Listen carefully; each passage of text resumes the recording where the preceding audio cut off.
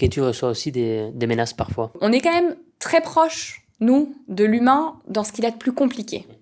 On fait face à des gens qui ont des vies difficiles, des parcours de vie chaotiques, que ce soit les parents qui ont des gros problèmes d'éducation avec leurs enfants, que ce soit les condamnés que je vois tous les jours dans mon bureau, c'est des gens qui sont pas équilibrés pour certains, c'est des gens qui ont une très faible tolérance à la frustration. Quand vous leur annoncez que vous faites pas droit à l'aménagement de leur peine et qu'ils vont devoir partir en détention, quand vous leur annoncez que leur enfant va être placé en famille d'accueil,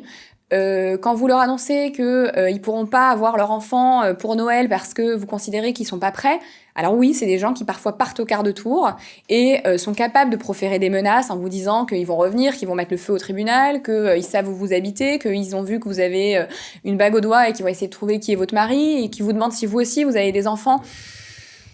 Alors, soit on est capable de faire redescendre la pression et de leur expliquer qu'il s'agit pas de nous et qu'on fait notre travail au mieux, soit, et quand vraiment c'est le cas, il faut le faire, je pense, on fait un rapport d'incident, on transmet au procureur de la République et on demande éventuellement à ce qu'il y ait des poursuites parce que le fait de menacer une personne en charge de l'autorité publique, c'est un délit à part entière. Et après, au procureur de la République de voir si, en fonction des situations, ça vaut la peine d'être poursuivi ou pas. Mais je pense qu'il y a certaines choses qu'il faut pas laisser passer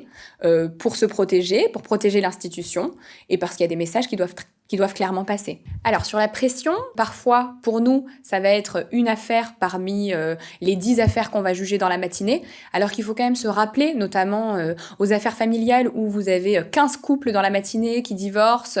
où pour eux, c'est l'histoire de leur vie, en fait. C'est le dossier de leur vie. Savoir si les enfants vont vivre chez la maman ou chez le papa, c'est une décision qui, pour eux, concrètement, sur les années à venir, va avoir une importance. Celui qui se bat depuis des années pour récupérer une parcelle de son terrain que son voisin réclame, pour lui aussi, c'est l'affaire de sa vie. Il faut toujours se rappeler que si c'est un dossier parmi tant d'autres pour nous, c'est pas le cas pour les justiciables. Et là, il y a une pression qui peut-être découle du fait qu'on a tous prêté serment et qu'on doit tous essayer de rendre la justice